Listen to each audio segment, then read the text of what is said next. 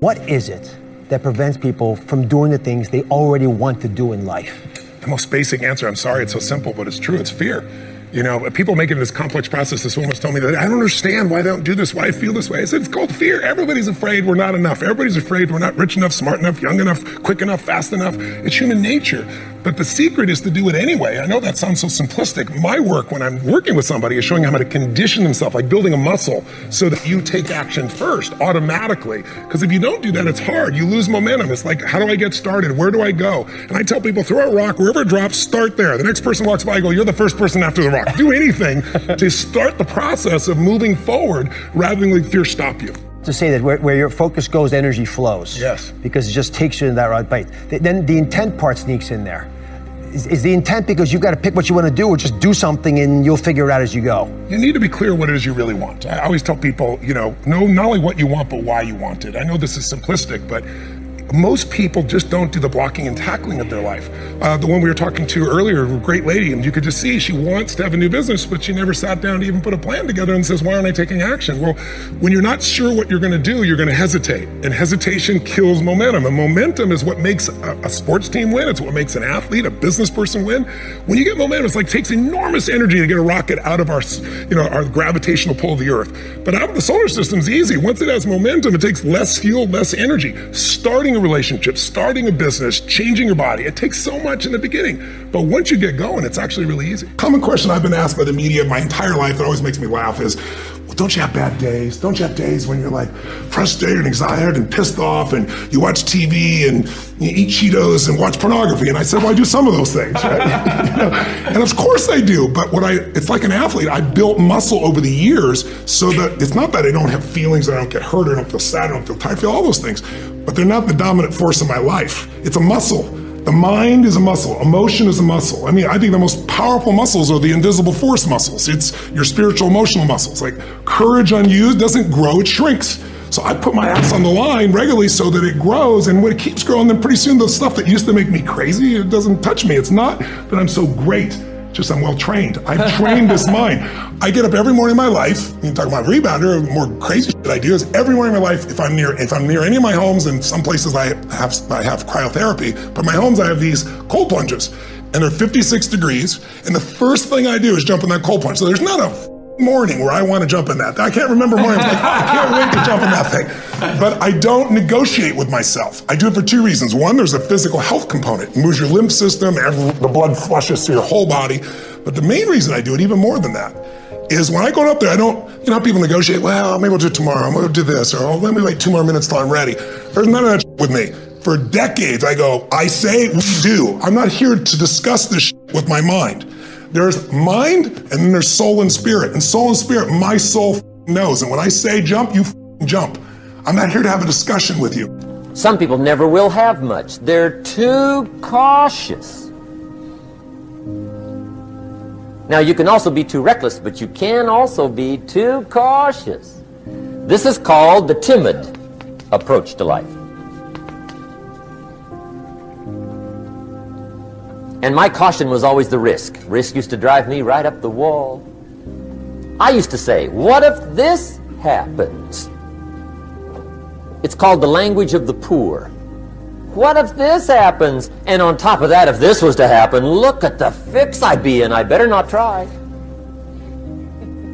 I could always ace myself out. Then I'll tell you what changed my whole life when I finally discovered it's all risky. The minute you were born, it got risky. If you think trying is risky, wait till they hand you the bill for not trying. If you think investing is risky, wait till you get the tab for not investing. See, it's all risky. Getting married is risky. Having children is risky. Going into business is risky. Investing your money is risky. It's all risky. I'll tell you how risky life is. You're not going to get out alive. That's risky. The Englishman says, well, if that's the way it's going to work out, let's give it a go. Right, that's what it's for. Give it a go.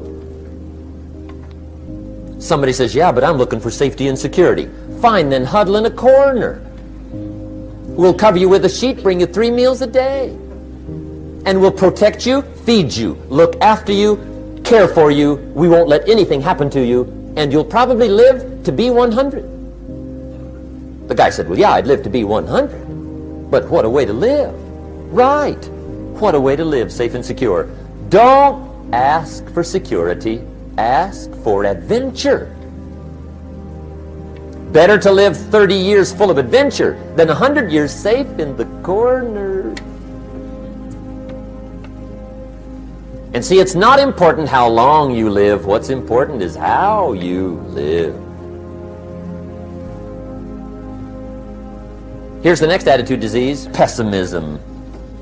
Pessimism, the deadly disease of always looking on the bad side, the problem side, the difficult side, checking all the reasons why it can't be done. The poor pessimist leads an ugly life. He doesn't try to figure out what's right. He tries to figure out what's wrong. He doesn't look for virtue. He looks for faults. And when he finds them, he's delighted. How ugly.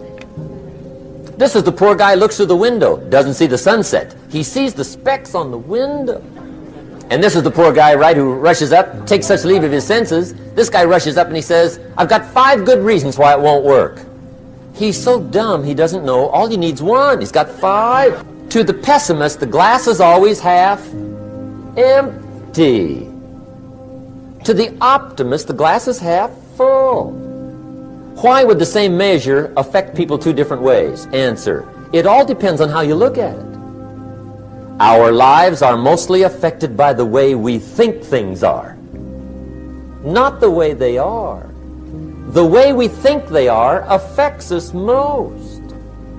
One of the major things Shove taught me when I met him, he said, poor thinking habits keeps most people poor. Not poor working habits. Most people work hard, but they don't think hard. And Shove taught me that the mind is like a factory, a mental factory.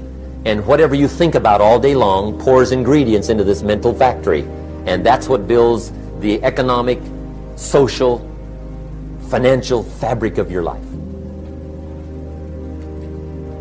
He quoted me a Bible phrase that says, as you think, so you become. How awesome. Dr.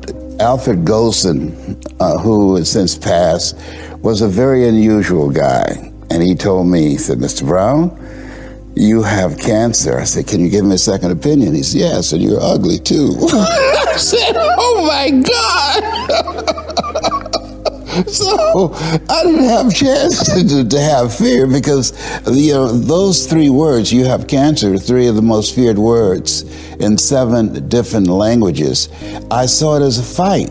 And from that time to this time, you know, my PSA was 2,400, and that stands for prostate-specific antigen, and now it's below 0 and metastasized to 7 areas of my body, which was a good thing because 7 is my lucky number. Okay, so I never was fearful that I was going to die from it, and I think that I read something by Dr. Norman Cousins. He wrote a book called The Biology of Hope. And he talked about the fact that when something happens to you, you don't deny it, you defy it. And I was defiant that I'm going to beat this, I'm going to handle this. That there are people who many times when something happens to them, that they embrace it from a place of fear and it takes them out. And L.C. Robinson said, things may happen to you and things may happen around you, but the most important things are the things that happen in you. And you have to stand up inside yourself and deal with it and handle it.